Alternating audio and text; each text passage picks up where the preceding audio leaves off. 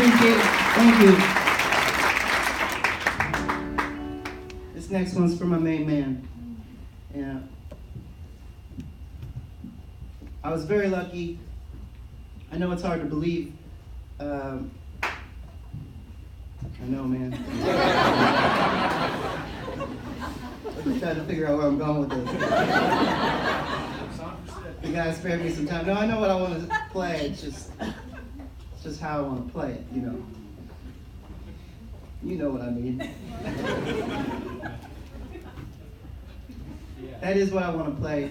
And what I want to say before I play it is Sydney was my grandfather. I was very close with all my grandparents. And had them well into my 30s. What I was going to say is some nonsense. I was going to try to make a joke about some other crap, but it's not going to work out.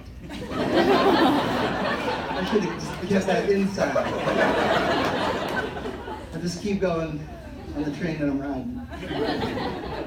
But Sydney, we were always really close. We definitely had some kind of soul cosmic connection. That is for sure. And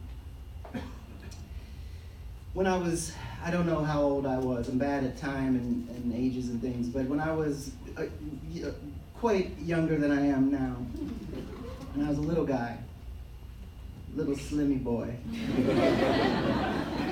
my grandpa Sid, who had already fought through a lot of adversity in his life, like so many men and women did in that generation, but he had different illnesses and things that he had to fight through.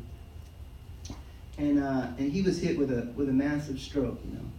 And the doctors thought this particular time Sydney wasn't going to come home, and so they called the family to come and visit him in Philly and pay our respects. But Sydney was as stubborn and strong as he was sweet. And he opened his eyes, and he must have said to my grandmother, my mother, and my uncle, "Get me the hell out of this place. I ain't ready to go."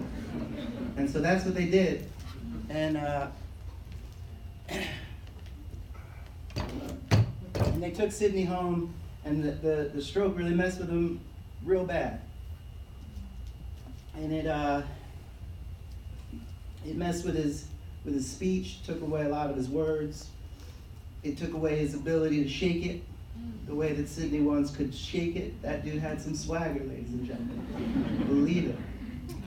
And I have this memory, and it's quite an emotional one for me, but of going and visiting my grandparents, who lived quite close in Pennsylvania at that time, and watching my grandmom, Ruth, write and use flashcards like I had just done not too many years before in school, you know, writing these sort of simple words down, teaching them to my grandfather and pulling him up off the sofa and trying to get him to walk again. And it's an emotional memory because it is so profoundly beautiful and yet obviously heartbreaking. But that their love was that strong, you know, gives me hope that people can be that kind to one another, particularly in a time when people ain't being so kind to one another. And I just like to say a few words about Sydney and all my grandparents before I play these songs, because they taught me, and on my better days I remember it. And too often I forget it, but they taught me to be strong in this life, and we all know you gotta be, but to remain sweet, to remain vulnerable, and to remain compassionate. And if we lose that, man, we are, excuse me, child that is in the room, but we are fucked.